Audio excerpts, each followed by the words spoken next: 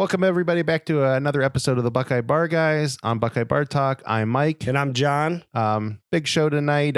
We had a crappy no Buckeye Saturday yesterday as we called our BS bye week, as of course the Terps they canceled on us. They backed out of the game. So we'll be getting into that a little bit to talk about the game, to talk about the cancellation. So we decided we're going to use this, since there's no Maryland review. We're also going to use this week's episode, to just kind of talk about, what's going on, possible playoff scenarios, the good and the bad and the ugly of the Big Ten. And there is some ugly in the Big Ten. There's ugly where we didn't expect there to be ugly.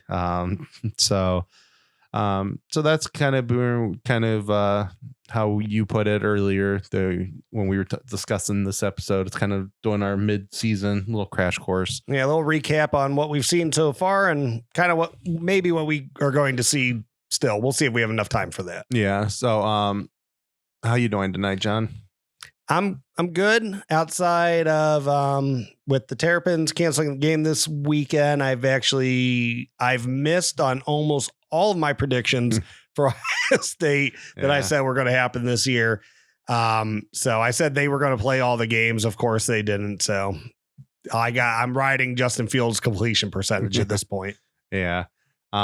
Which, I mean, I'm well ahead on that one. There's a good chance that you're gonna get that one. I mean, he's looked phenomenal. So yeah, this weekend, because there was a kind of today was kind of a crappy day. Today was definitely today's Sunday, was definitely an indoor day. Yeah. I mean, we nasty rainstorms. Stay inside. Hopefully you had some chili or something to eat. Windstorms. So watched some college football yesterday. Watched the pros today. Got to watch the Browns. Had a ugly, but they won game.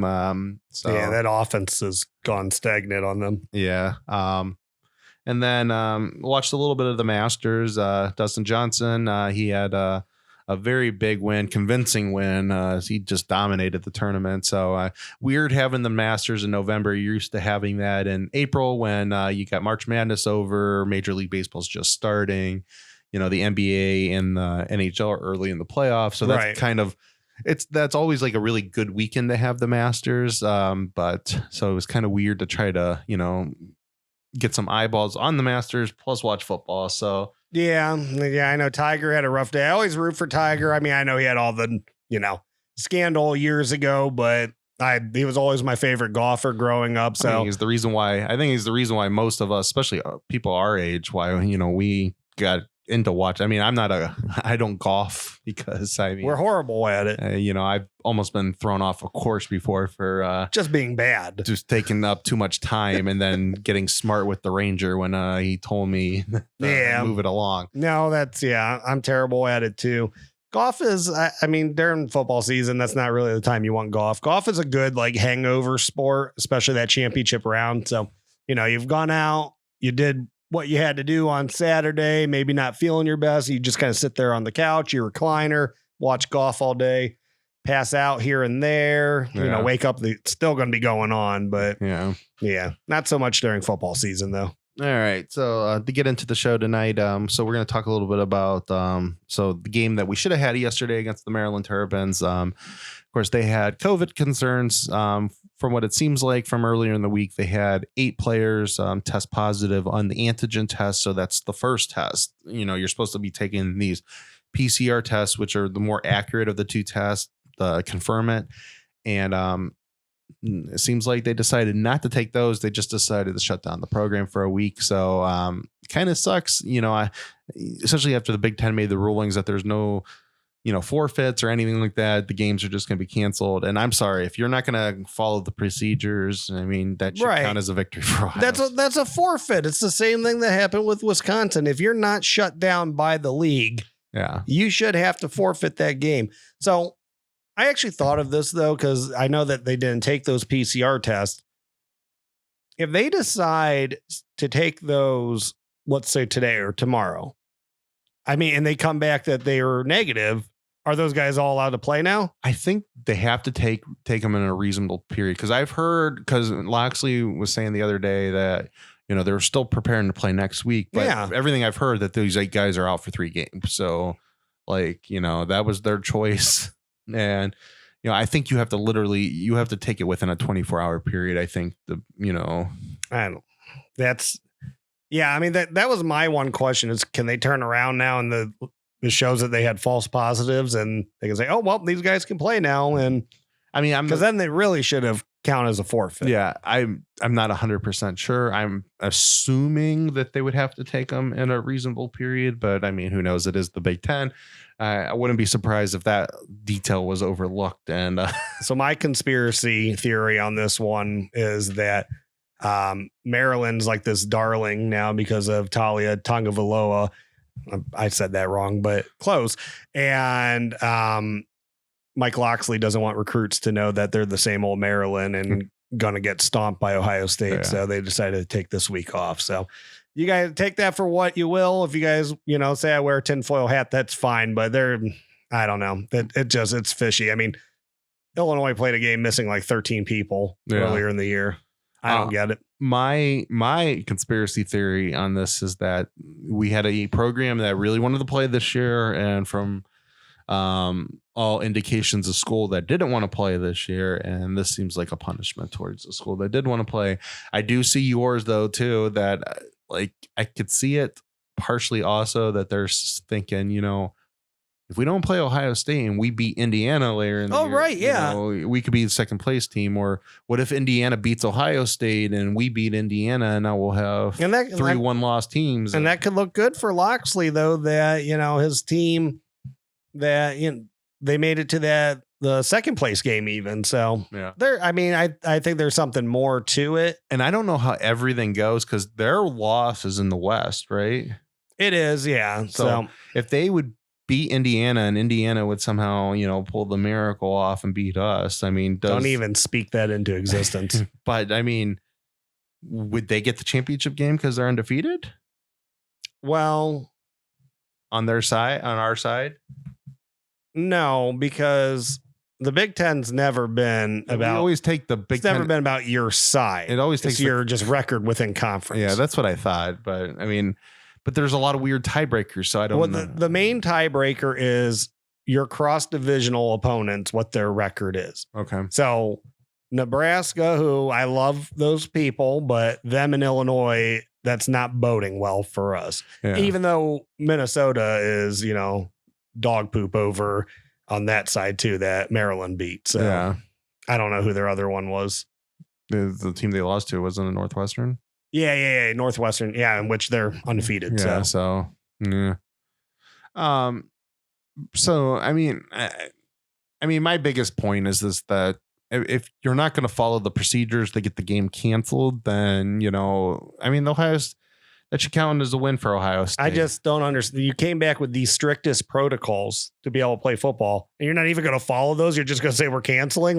They should be hit with a forfeit. And then just to kind of mention, so after this, the Big Ten has now changed their policy. So if we get now if the Ohio State does have another cancellation somewhere, and it's not because of us canceling it, that we got to be really hoping that somebody else cancels. Right, because we can make up the game. We can make up the game then.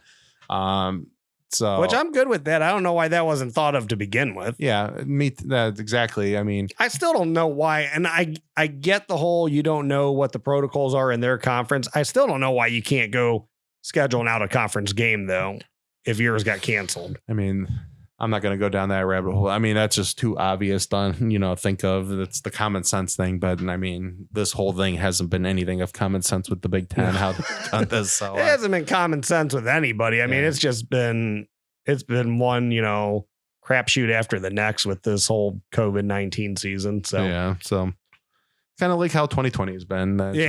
It's been that year. And it's just nothing ceases to amaze me right now what this year's been like. So, I mean, that's we're not going to really stick here a lot on Maryland. I mean, we should have played them. I think we would have beat them pretty easily. I think so too, but it would have been a good test for us. They would have actually, they would have tried to throw on us. So yeah. I think they would have tried to throw early, and it would have actually shown us kind of what we were at as far as that secondary that we've had questions about. So now my last statement about Rutgers was I was pissed off about all those trick plays. Now I'm like double pissed off about all those trick plays because the only thing we really got to work on the last 2 weeks in the actual live game situation was, being disciplined to our assignments, which I guess that's a big deal if people are going to start throwing trick plays on us. But I would have liked the practice against, and we'll because we're going to do our Indiana show later in the week. So we'll talk about that. We'll talk about this part more later, but I think it'll be interesting to see when we actually, later in the week when we discuss it, how much the bye week now helps Ohio State. Yeah. They get another, Indiana hasn't seen Ohio State in how many weeks. And now we've got another game of film on them. So, yeah, and they're playing bad teams. Yeah. So, we'll finish the show on some of the Big Ten because we have a lot of thoughts right now with the Big Ten, but kind of to start talking about, and a lot of this can change right now. There's still games to be played, but we do have kind of some crazy possible playoff scenarios are starting to set up with college football. Like if you think about it, so Notre Dame last week beat Clemson. Yeah, number one team. They beat them without Trevor Lawrence. So, what if, so now you've got to start thinking about a couple of things. So what happens if Clemson beats them around the next time around, but it's a good game. They have Trevor Lawrence this time. Notre Dame wins out. They're both in. They both have one loss at that point. And, if I know you were mentioning to a little bit of on our Twitter feed about, what happens if Clemson loses a close game the next time around, do they get in with 2 losses, which, I think they would be on the outside looking in. But if a couple teams start dropping, they'd probably be the first team of the 2 loss teams to come back in. Which with that, I think because Cincinnati and BYU aren't getting any love. No. And I don't think it doesn't matter if one or both are undefeated. I don't think either one of them is getting into the playoffs. And I'm starting to think that too, because we'll get into the SEC here in a minute. We're starting to get a really interesting scenario in the SEC forming. So here's what I think is if it comes down to we're putting the top 4 teams in the playoffs, they're going to say with Trevor Lawrence, regardless if they lose that second time to Notre Dame, they're going to be a top 4 team. My problem would be that they would have 2 losses. Yeah. My problem would be that they have 2 losses to a team that's in the playoffs. Yeah. I don't think you deserve to get a third crack at a team that's beaten you twice already. Yeah. I think if they lose another game, I think they're out.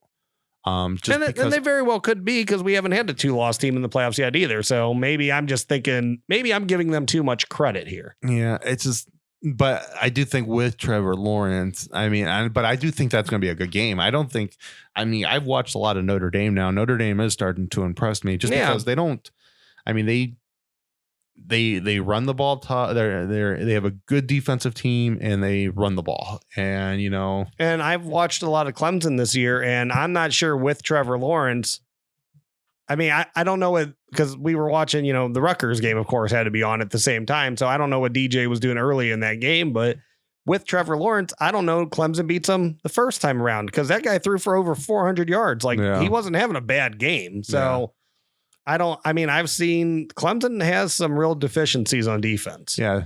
And, the injuries, it depends if some of these guys, a couple of them are out for the year. Yeah. And that's a big deal too, because there was they had a lot of guys that had to miss that last game. Yeah. So that could be a big deal, that having like Skalski and some of their other defenders back. Yeah.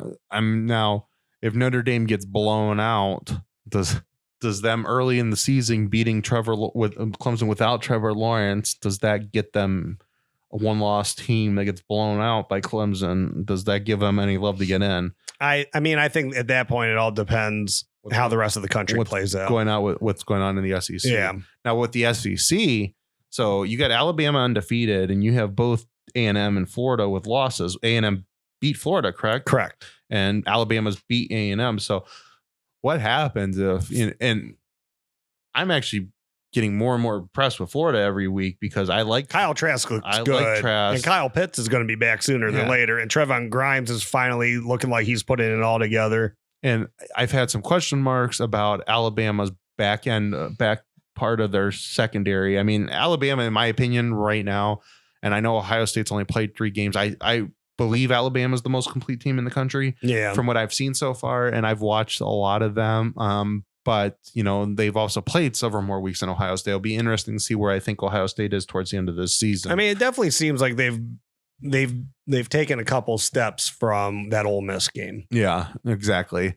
But what if that game ends up being a shootout? And when shootouts, anything can happen. What if Florida beats them in that game, and A&M wins out, and you have 3 one-loss SEC teams, and you got to go Florida, Alabama, right? If it's close, you would think, and that's where I would go. But that's where now you got to start thinking about some of this other stuff. That's in a scenario like that, you would think a 2-loss Clemson team ain't getting into the playoff. Because the only thing I think would be comparable to that would be when Auburn loses to Georgia the year that Alabama gets in over us as the 4th seed.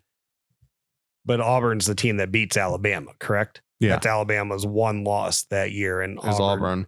They didn't get in. So I think you would have to go Alabama and Florida because of the records and that they were both in the conference championship game. Yeah. And I think that would be Ohio State, assuming that, they went out, the 2 of those teams, assuming that Florida wins that game, and then the winner of Notre Dame Clemson. Yeah. That would be what I would think you're going to get. That's what I would be leaning to.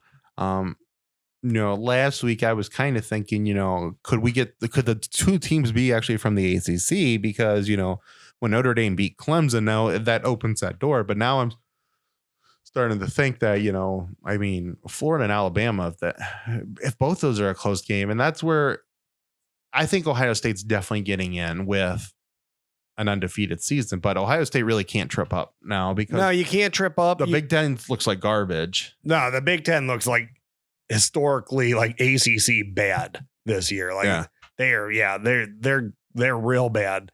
Big Ten's no good. I still think even if you lose another, if you don't get to play another game, hopefully that doesn't happen. I still think they're okay as long as they're still in line to play in that Big Ten championship game. So I don't think, the Maryland game is going to cost them anything. Yeah. And it looks like you can't lose a game. And it looks like right now, you're either going to be playing Northwestern or Wisconsin. So, that should give them a boost if everything holds. I think if Wisconsin wins this weekend, then they'll probably win out. Yeah. I don't know. They're always, look at their competition they've played. They're always good to drop one, it seems like. Yeah, but the teams that they usually drop one to, they're either beat. They either beat or they didn't. They're not going to play them this year. Yeah, so. Who's the other team in the East that they're playing? Do you know? Do they play Penn State? They're not going to lose if they do. I thought Penn State has a big West game later in the season, but I could be wrong on that one. Yeah, I honestly don't know. We'll look that up later, but so I don't think the Maryland game is going to really cost us anything. I think we will have a good win in the Big Ten title game. I don't think it even matters as long as we go undefeated, though. I agree. Now, what the Buckeyes do need to do, if they go undefeated and they make the playoffs, they have to prove that they belong there because, and that could be, like last year, a close loss, a win, because, if you end up sitting with, 2 1-loss ACC teams and 3 1-loss SEC teams. That played more games than you did. That's going to be like. So Oregon and USC, they got to start thrashing teams. Right? Yeah. And it's just now at this point where the season's setting up, there has to be a lot of dominoes falling, in my opinion. I don't think any Pac-12 team can make it anymore. I thought earlier in the year, possibly an undefeated, especially how some of the season kind of started off. I'm like, if Oregon goes undefeated, they could make the playoffs. But now I'm starting to think that I don't think they're going to have enough data points to do it because, I think we're going to have 2 1-loss SEC teams at minimum, and we're going to have,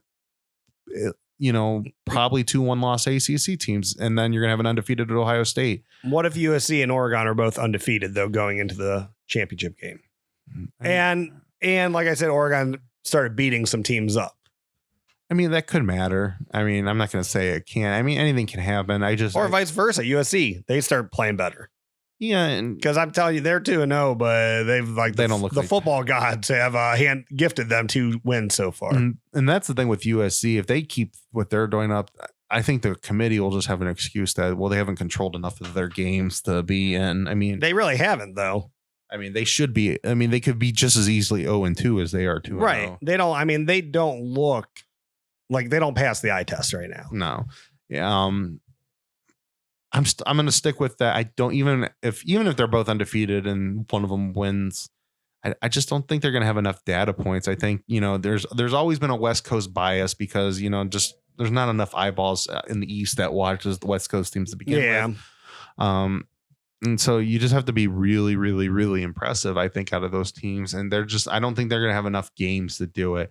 And I still, because I think of I think the national feelings towards Ohio State, I think an undefeated Ohio State, I think if it comes down to an undefeated Ohio State and an undefeated Pac-12 team, it's Ohio State that's going to get, I think that's where the fight could be to get into the playoff. And I think the Big Ten wins that one because I think there's just more love towards Ohio State. Oh yeah. I mean, Ohio State, like there has to be a point when it comes to the playoffs. And that's why, like, when we talk about like the Cincinnati's and the BYU's, Ohio State might play a garbage schedule, but we know what their recruiting classes are. We know what they've done in the past, and they know what the ratings are when Ohio State's in the playoffs. Right. They have that capital to get the benefit of the doubt that they're going to put them in the playoffs. So. And people can argue that stuff shouldn't matter. And it matters. It probably shouldn't matter, but it does matter. It matters. So, I mean, I've always said that, when Ohio State won 59-0, that was the sexy pick at that point. Oh yeah. Why would I put Baylor and TCU in when I could put Ohio State in? I'm sure to know that you're going to get Urban Meyer versus Nick Saban, Ohio State versus Alabama in that first round. I'm sure that chairman of that committee was praying for Ohio State to thrash Wisconsin that night. Yeah.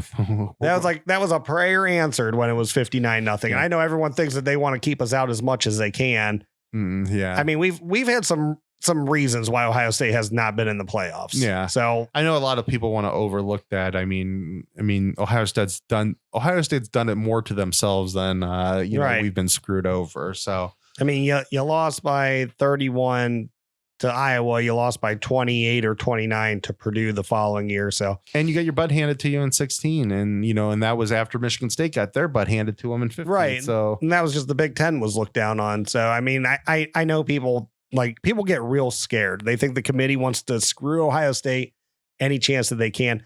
Trust me, they don't. They want the ratings, but if Ohio State, if you're losing games by 30 points, then you might not get in. I mean, and I don't think Ohio State can afford to lose any game this year. No, they can't. I thought they could at first. I think I even said that Ohio State could lose a game in this 8-game schedule. As long as they win that Big Ten title, they're fine. Yeah. Not without the Big Ten's played. They cannot afford to lose a game. And they won't. The Big Ten has screwed them over with the way the other teams are playing in the conference. And now with you losing a game, there's, already, off the schedule. I mean, Ohio State, they have to win out. They have to they have to beat Indiana this week. Right. But you don't have to beat them by more than one. No, I would agree with that. Yeah. So that's kind of where I'm at. Yeah, it's going to be real interesting. I think this is going to be because Ohio State, it's usually like there's really only 5 teams that honestly have a shot to be in the playoffs. And, Ohio State, we all know Ohio State's been on the outside more times than we would like. But I think this year it's going to be crazy. Yeah. But I mean, that's if everything holds pat, that's true. If everything, A&M, I said A&M, I believe, is one of the most overrated teams year in, year out. So I'm not jumping on any bandwagons or predicting them to not lose a game the rest of the season. Do they still have to play Auburn? I was thinking that while we're talking, I think they do. Yeah, I don't think they've played Auburn yet. Have they played LSU? I don't know if that was I thought they normally play LSU towards the end of the year. But are the schedules the same this year? I don't know. So I'm not sure yet, but LSU, who knows if they can even play? Yeah. And they've looked like crap too. So yeah, it went from national champion to, we're not even going to play half our games. Yeah. All right, so let's talk now a little bit about just our thoughts about the Big Ten. Just quick rapid reactions on Indiana itself, because we're going to talk more about Indiana later in the week. I mean, I'm personally truly impressed with Indiana, what I've seen so far. I know that they've played crap teams, but I've always been Allen, I've always been a big fan of his, because I think he really has brought a lot of toughness to Indiana. They've actually started getting some good players. I mean, Penix, they got a lot of guys from Florida. Yeah. I mean, he was, Ohio State recruited him, and, so I think it's weird that this is the week that this is going to be, you going into the season, you kind of thought, well, if they beat Penn State, that's probably the game, right, to go to the playoffs. You're going to sail the rest of the way, go to the Big Ten championship. Well, at least you're going to sail to Michigan, and then it's going to be Indiana. And that's just kind of a crazy thought. Yeah. So here are my thoughts on Indiana. I agree with you that I've been impressed with them. Tom Allen is a great coach. His players love playing for him. I love their scheme. Like they come at you every which way. They have a good run game. They got a balanced pass game with it. And although he might not have all the talent on defense, his guys are sound. They played, really hard for him. And I was watching that game yesterday. They killed Michigan State, and Michigan State's no good, but the blitzes they were dialing up on them, Michigan State had no answer for them. And since and that's kind of given Ohio State fits at different times over the years, they throw a lot of exotic different blitzes at people. The guy's that guy, honestly, I think he loves that job. So I don't know if they can take him away, but I mean, hell, we'll talk about more of, people getting moved out, but one of those big programs, they should look at that guy, because not only does he get kids to buy in for him, they love him, he calls a hell of a game plan too. Yeah. So yeah, they really do impress me. I just don't think that they have the pieces. He's a better defensive play caller than Don Brown is. Oh, absolutely. I mean, I don't think you can even question that. If they had the comparable talent to Michigan, he would have beat Michigan every year. Yeah. I don't think there's no doubt about that in my mind. So, like I said, we'll get more into it later in the week on that stuff. But I think we're both fairly impressed so far. What we've seen them. They're good. It'll be interesting to see what they now. They're the best team on their. I mean, and honestly, it's the best team both of these teams have played so far. Oh yeah, by far. But this is definitely the best team. I mean, Indiana, the way Michigan and Penn State are looking, they can't just hang that we beat Penn State and Michigan. So I mean, this is a whole different animal for them. I mean, I know it's 2020, so maybe I shouldn't shouldn't speak any of this into existence, but could you imagine if you're Indiana or you're Tom Allen and you can go and say, I beat knock on wood, Penn State, I beat Michigan, I beat Michigan State, and I beat Ohio State in the same year? God. Could you imagine that? If that happens, I don't know. I hope God we're seeing January 1st this year. Being like, I know. That might be the end of the world.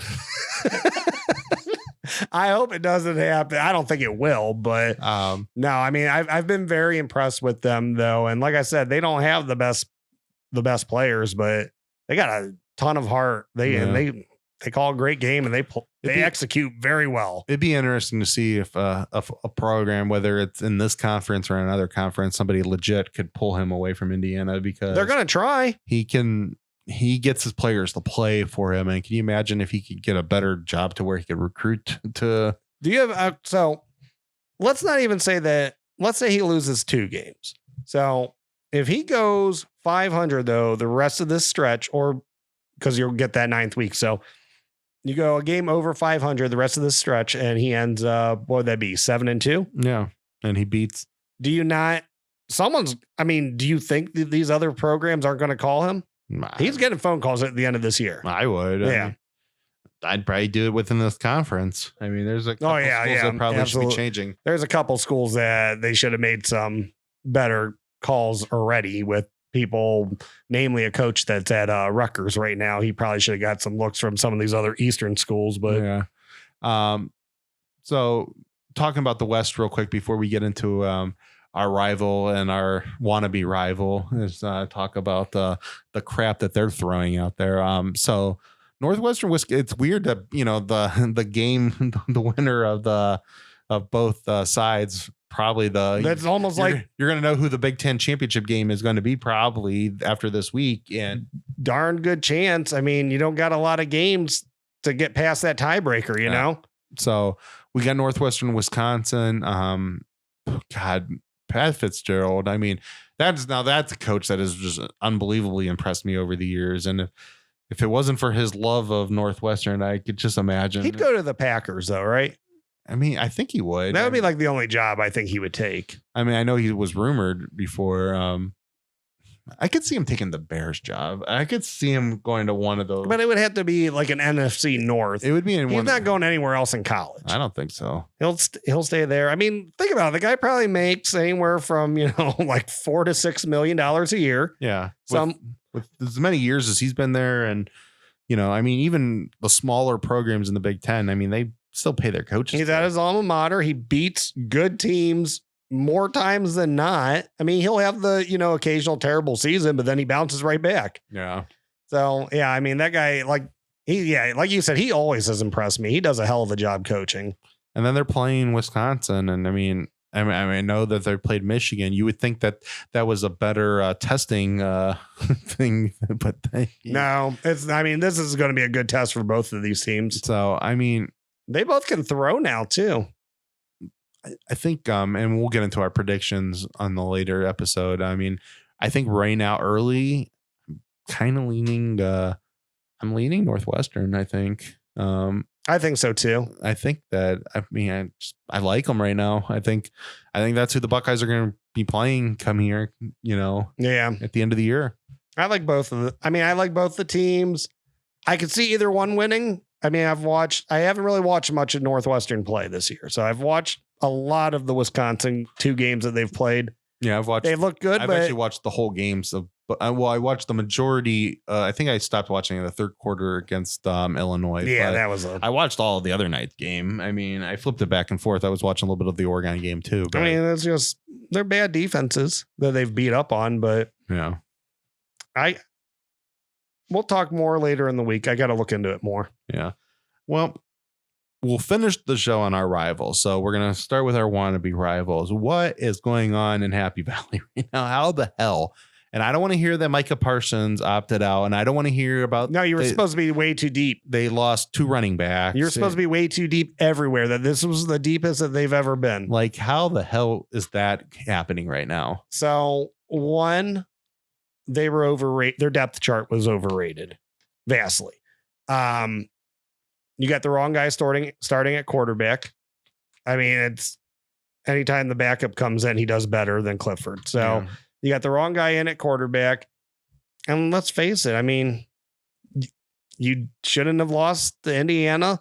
You got to, and Ohio State was the kill shot. So yeah, they're defeated. I mean, I believe they'll win a game by the end of the year because you still got Michigan.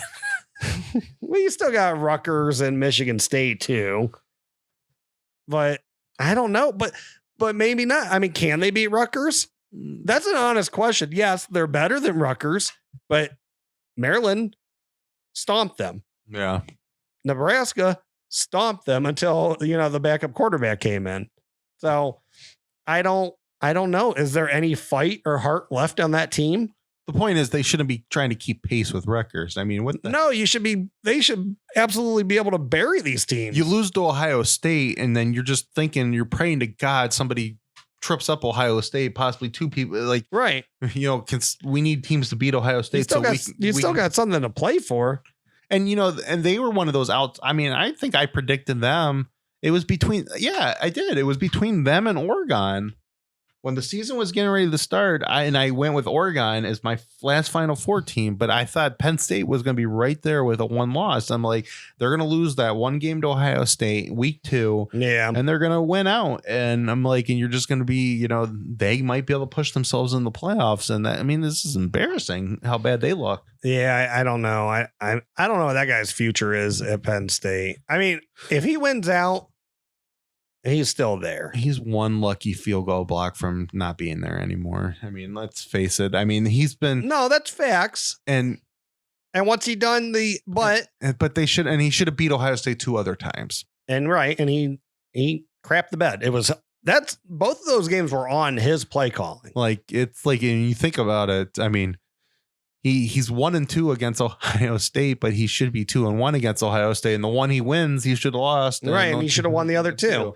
Yeah, I mean, I completely agree with that. It's just, but I don't know. I mean, I don't think he hasn't had Penn State trending in the wrong direction. And I think we kind of got this thing that we thought, when Paterno left, same time Tressel left, that the team, that they were going to be on hard times. It was going to be so hard to build them back up. Penn State kind of does what they do now. Like, they're upper middle of the pack. I mean, they're not they're better than bad. They're good, and then they'll have a great year, not championship caliber year, but they'll have a great year, and then you'll mix in a bad year there, and then they'll bounce right back and they'll go through the cycle again. I mean, Paterno's was doing that, from the 90s, so it wasn't like that. Penn State was just the same as Ohio State has been since the start of the 2000s, and they've been on the same trajectory because they haven't. But I don't know, man. I'd get rid of James Franklin. I think if he doesn't win out, I think he has to go. Because, like you said, I mean, he's a blocked field goal. Like, he would have lost that job already. So, I mean, he was on the hot seat. A lot of people said he was on the hot seat that year. And if Ohio State beats him, that gets them a third loss that year. I don't know if they probably give up that year too. Yeah.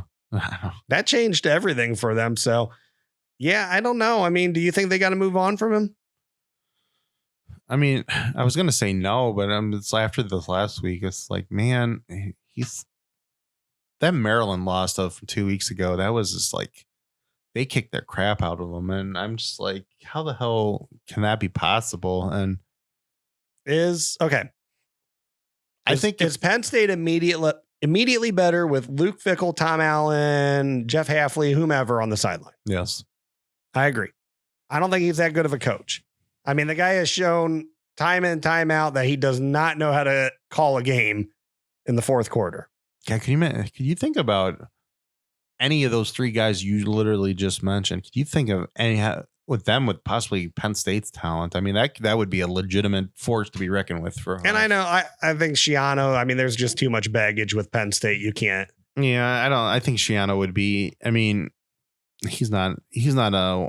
I mean, he'd have to do something impressive at Rutgers for him to really get a. I'm already impressed with him at Rutgers. Yeah, but what he did the first time around with Rutgers, they were in the Big East. He's not going to do that. No, and I don't think he will. But I mean, weren't you like just the whole we're not giving up against Ohio State? Like, oh, I mean, definitely. And guys are going to love that. He's going to get better players to go. Oh yeah, and he'll get a couple guys out in New Jersey that Penn State and Ohio State and Michigan tend to get. He'll get a couple of those kids. So,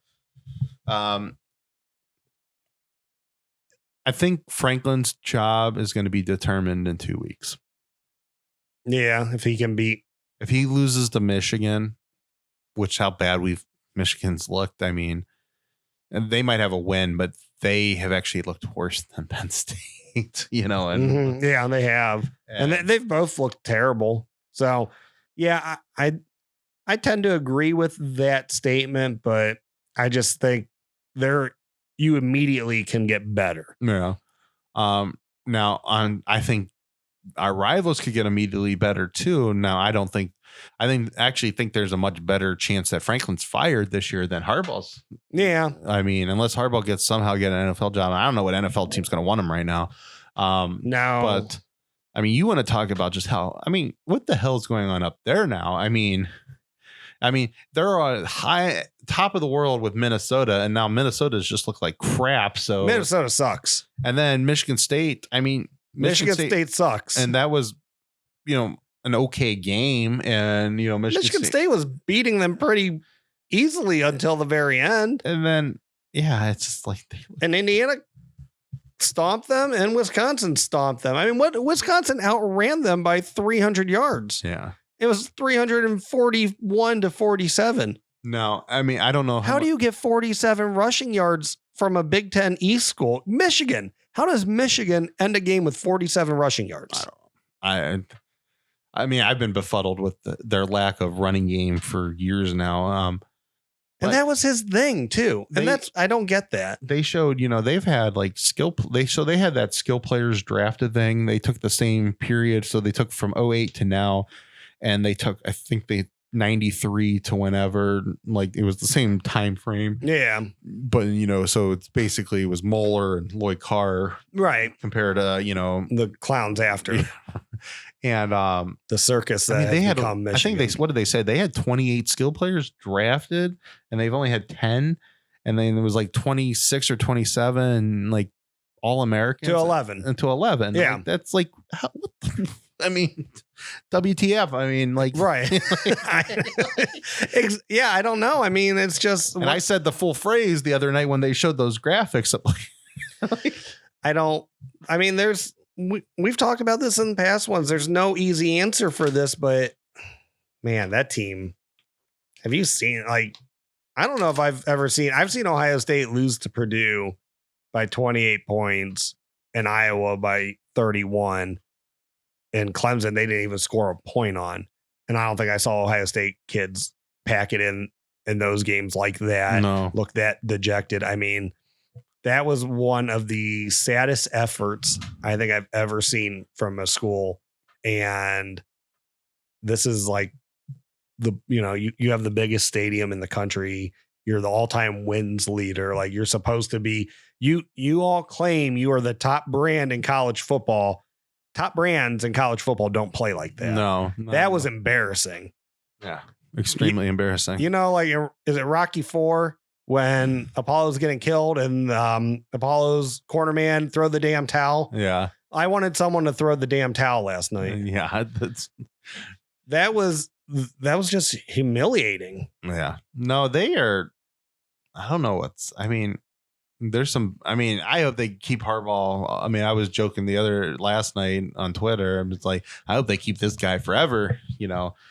Re-sign him and Don Brown. Like, because here's what I saw from Michigan. And your backup quarterback, he throws ducks. He threw a couple floaters that, they got lucky that, got caught. That everyone was jumping on the Cade McNamara train. And I'm like, what is this? This guy hasn't done anything special. Like, again, if he was that good, he'd be playing by now. So, Milton looks awful. Yeah, Joe Milton. He's the worst quarterback he's had there. And he had John O'Corn as his starting quarterback at one time. Yeah. Well, I had said, Joe Milton, he does have a rocket for an arm. Oh yeah, he has a hell of an arm. He's not accurate. That guy throws one of the worst deep balls ever, though. And I said the Lord plays sad tricks on us, because why would you give someone that arm, but they don't know how to throw the ball deep? Yeah. And maybe it's something he'll learn, but I don't know. That guy, not with who's teaching him right now. No, he just doesn't look good.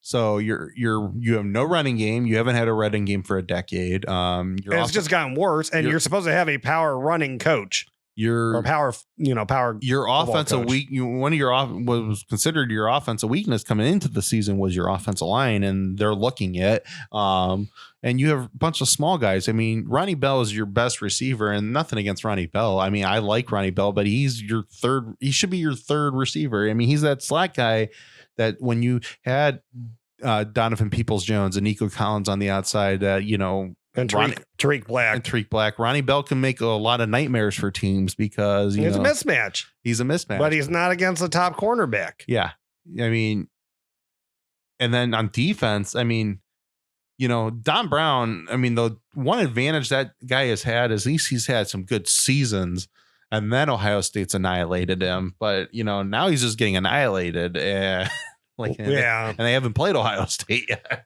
Right. They get no pressure on the opposing quarterbacks. So, they got their first sack in like 8 quarters or something. It was 5 halves. Yeah. Yeah. That's terrible since the Minnesota game, right? Yeah. So 2 straight games. And then the whole first half of last night's game, they didn't have a sack.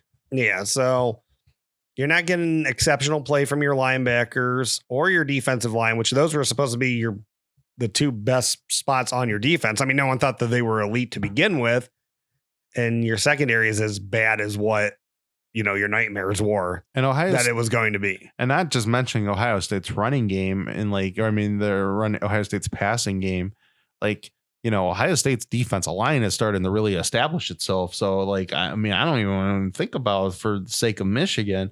what they're going to do to that offensive line here in a couple weeks. That's why, yeah. If that Cade McNamara, if he has replaced Joe Milton, we've seen this before with Michigan. He's not making it through the season. Joe Milton will be back. Yeah. So, yeah, they don't got the line to keep these guys upright.